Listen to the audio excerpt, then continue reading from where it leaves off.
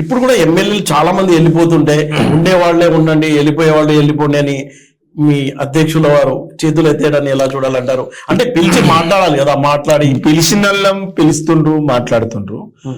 ఫజిల్ గారు ఒకటి గుర్తుపెట్టుకోవాలి, ప్రజాస్వామ్యంలో విలువలు అనేటి ఏంటి చాలా ముఖ్యమైనవి. ఈ పార్టీలో నేను 24 సంవత్సరాల నుంచి పనిచేస్తున్నా. నేను ఏజ్ 20 నుంచి పనిచేస్తున్నా. ఇలా రాజకీయాలలో విలువలు లేకపోతే అసలు ఈ దేశ భావితరాలకు ఏము భాష్యం చెప్పదలుచుకున్నారు, అసలు ఏం మెసేజ్ ఇవ్వదలుచుకున్నారు? అంటే 85 ఏళ్ళు ఉన్నోడు కూడా ఈ పార్టీ మారి కండవలు కప్పుకుంటే అంటే దేశ భవిష్యత్తు కోసం ఏం ఆలోచిస్తుండే వాడు? చెప్పండి. ఇప్పుడు ఇంకోటి, ఇప్పుడు మా ఏజ్ గ్రూప్ ఎవడు పార్టీ మారట్లేదు. ఎవడైతే తెలంగాణ ఉద్యమంలో కీలకం ఉండడానికి ఆలోచన కూడా లేదు. ఎవడికి ఉంది? ఎవడైతే పార్టీ ఫిరాయించిండో వాడే మళ్ళీ ఫిరాయిస్తుండు. అవును, అలవాటు. అది అలవాటు అంటే వాడి నేచర్. వాడు పవర్ ని ఎంజాయ్ చేసేటోడు అన్నట్టు. ఆ పవర్ ని ఎంజాయ్ చేసేటోడు మాత్రమే పవర్ చేంజ్ చేసుకోవాలని అనుకుంటుండు, పార్టీ చేంజ్ చేసుకోవాలనుకుంటుండు. అంటే వాడికి ఎంత చెప్పినా మారడుగా. వాడు మైండ్ లా పవర్ అంటే వాడు పవర్ బ్రోకర్ గా. ఈ power brokers, political power brokers ఎవడైతే ఉంటాడో పవర్ ఎక్కడుంటే అక్కడ ఉంటాడు. నువ్వు చెప్పినంత మాత్రాన మారదు. ఆ రోజు వచ్చినటువంటి సందర్భంలో తెలంగాణకు మేము కేసీఆర్ తో కలిసి పనిచేస్తాం, కేసీఆర్ తో ఉంటాడమని అని వచ్చిండ్రు. ఇలా పార్టీ మారంగానే ఇలా ఇంకో పార్టీ, ప్రభుత్వం మారంగానే ఇంకో ప్రభుత్వంలో పోతుడు. నేనేమంటున్నా, రేపు ఆ పార్టీ, ఆ ప్రభుత్వం మారితే ఇంకో ఏ ప్రభుత్వం అధికారంలోకి వస్తే ఆ ప్రభుత్వంలోకి పోతాడు. ఇప్పుడు కొంతమంది ఈ 20 సంవత్సరాల నుంచి చూస్తుంటే పార్టీ మారటంలో కొంతమంది లిస్ట్ ఉన్నది. వాడు అందులోకి మారుతాడు, ఇళ్ళకి మారుతాడు, అందులోకి మారుతాడు. ఒకే రోజు 3 పార్టీలు మారినోడు కూడా ఉన్నాడు కదా ఈ రాష్ట్రంలో. ఒకే రోజు 24 గంటలలో 3 పార్టీలు మారిన చరిత్ర కూడా ఉంది కదా ఇక్కడ. ఎమ్మెల్యేలకు, ఇక్కడ ఉన్నటువంటి లీడర్లకు ఏం మెసేజ్ ఇవ్వదలుచుకున్నారు? ప్రజలు ఆలోచన చేయాలి. అరే ఈ పార్టీ మారేటువంటి క్యారెక్టర్ ఏంది, వీడు ఎందుకు మారిండు, ప్రజలు ఆలోచించాలి కదా. వీళ్ళు ఇళ్ళకి వెళ్ళిపోయి ఇంకో దాంట్లో పోగానే అందులో గెలిపించారంటే మరి ప్రజలు కూడా ఆలోచన చేయాలి కదా. మంచివాడు, చెడేవాడు అంటే ప్రజల చైతన్యం కావాలి. ప్రజల చైతన్యంతో ఈ ప్రజాస్వామ్యంలో చాలా మార్పులు రావాలి. సమూలమైన మార్పులు వచ్చినప్పుడే, విద్యావంతులు ఎక్కువ రాజకీయాలకు వచ్చినప్పుడు డెఫినెట్ గా ఏదన్నా చేయాలనేటువంటి దృక్పథము, బలమైన సంకల్పము ఉన్నోడు మాత్రం రాజకీయాలలో వస్తే నైతిక విలువలకు స్థానం ఉంటది. లేదు ఇట్లాంటి పవర్ బ్రోకర్స్ ఉన్నన్ని రోజులు పార్టీలు మారడుంటది, పార్టీలు ఫిరాయింపుడు ఉంటాడు. మరి ఏం చేస్తాం? ఇప్పుడు పార్టీలో ఉన్నప్పుడు అనేక మీరు లబ్ధి పొందిరు కదా. అవును, లబ్ధి పొందినప్పుడు నీకేం ఉండాలి? ఈ పార్టీ మీద ఒక కట్టసి ఉండాలి, ఈ పార్టీ మీద ఒక కృతజ్ఞత ఉండాలి. నీకు ఏది లేదంటే నీకు అసలు నువ్వేందన్నట్టు విలువలు లేను అని కదా. విలువలు లేని గురించి ఏం మాట్లాడాలి? ఇప్పుడు ఎమ్మెల్యే అయి, మంత్రి అయి, 2 సార్లు 3 సార్లు ఎమ్మెల్యే మంత్రుడు అయినోడు కూడా పార్టీ మారాలని అనుకుంటే ఏం కాలేనాడు? మా కమిట్మెంట్ మా కమిట్మెంట్ ముంగట మీ పదవులు ఎంత పెద్ద లెక్క? అసలు మీరు లెక్క ఎంత? అసలు మా కమిట్మెంట్ ను కొనగలుగుతారా ఇట్లాంటి వాళ్ళకు? అంటే ఇట్లా చాలా మంది కమిట్మెంట్స్ ఉన్నారు, కమిట్మెంట్ కార్యకర్తలు ఉన్నారు. అందుకనే కమిట్మెంట్ లేనోడిని ఒక్కసారి పోవాలని అనుకున్నోడు వాడు పోతే ఎంత నష్టమో ఉంటే కూడా అంత నష్టం. ఏ రాజకీయ పార్టీ అని గుర్తుపెట్టుకుంటారు. పోవాలని వాడు మైండ్ లో ఫిక్స్ అయితే వాడు వెళ్ళటమే బెటర్ పార్టీకి. వాడు పోతే ఎంత నష్టం జరుగుతుందో వాడు ఉంటే కూడా అంతే నష్టం జరుగుతుంది, అంతకంటే ఎక్కువ జరుగుతుంది. ఎందుకు తెలుసా? వాడు ప్రతి ఒక్క దగ్గర నెగిటివ్ మాట్లాడతాడు.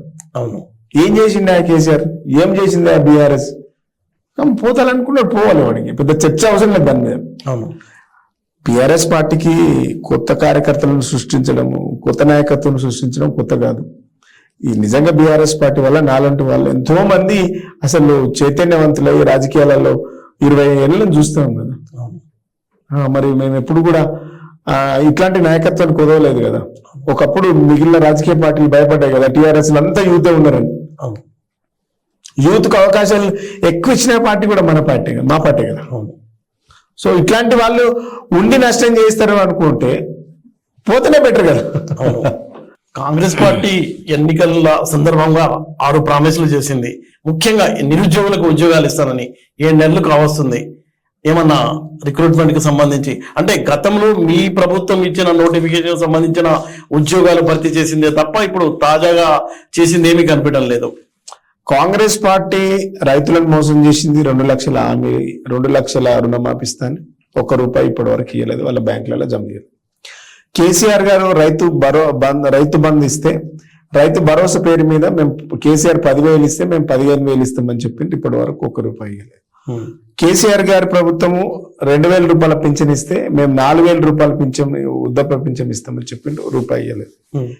ఇప్పుడు పెన్షన్ కూడా ఇవ్వలేదు, 4,000 ఇస్తలేరు, 2,000 పింఛన్ ఇస్తుంటే అది 2 నెలల పింఛన్ డ్యూ ఉన్నది. వికలాంగులకు మేము 4,000 ఇస్తామంటే వాళ్ళు 6,000 ఇస్తామని ఇప్పటి వరకు ₹1 పెంచలేదు. నిరుద్యోగులకు ₹4,000 ఇస్తామని ఇప్పటి వరకు ₹4,000 ₹1. నిరుద్యోగ వృత్తి అంటే కాంగ్రెస్ పార్టీ 420 అబద్ధాలు చెప్పి అధికారంలోకి వచ్చింది. ఇప్పుడు 2 లక్షల ఉద్యోగాలు కూడా అన్నట్టుంది కదా, ఏడాదికి 2 లక్షల ఉద్యోగాలు ఏడాది లోపల ఇస్తామని చెప్పిండ్రు. ఇప్పుడు 7 నెలలు అయిపోయింది. గమ్మత్ ఏంటంటే కాంగ్రెస్ పార్టీ మేనిఫెస్టోలో కాంగ్రెస్ పార్టీ అభయహస్తం మేనిఫెస్టో దాని పేరు. జాబ్ క్యాలెండర్ కింద ఆ మేనిఫెస్టో బుక్ 41-42 వాళ్ళు ఏం రాస్తారంటే సంవత్సరం లోపు 2 లక్షల ఉద్యోగాలను భర్తీ చేస్తాం పబ్లిక్ కమిషన్ ద్వారా అని చెప్తుంది. ఇది 7వ నెల. అవును, అంటే సగం సంవత్సరం అయిపోయింది. ఈ 7వ నెల అంతకుముందు 1 నెల అంటే 8 నెలలు దాటింది. 8 నెలల్లో 8 నెలల్లో ఒక్క కొత్త ఉద్యోగం వేయలేదు. ఒక్క కొత్త ఉద్యోగం వేయకుండా ఉల్టా ఎవరైతే నిరుద్యోగులు మాట్లాడుతున్నారో వాళ్ళని బ్లాక్ మెయిల్ చేసి బెదిరిస్తా ఉన్నారు. అప్పుడేమో వాళ్ళను ఎలక్షన్ ముందేమో మేము గవర్నమెంట్ లోకి వస్తే మెగా డిఎస్సి 25,000 పోస్టులు వేస్తామని చెప్పిండ్రు. నెంబర్ 1.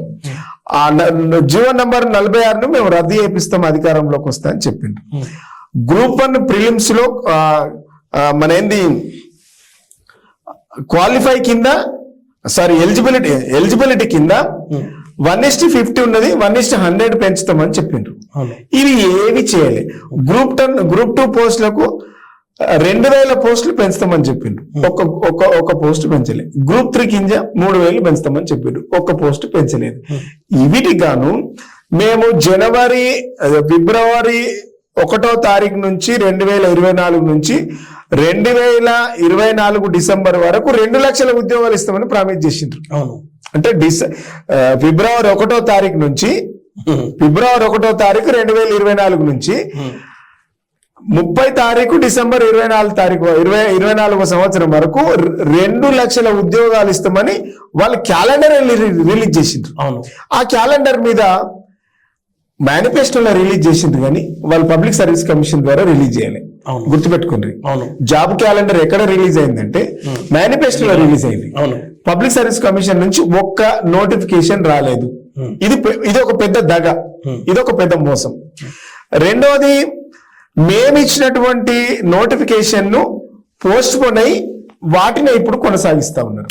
అప్పుడు జరిగినటువంటి కొన్ని ఇష్యూస్ ద్వారా వాటిని ఇప్పుడు కొనసాగిస్తా ఉన్నారు.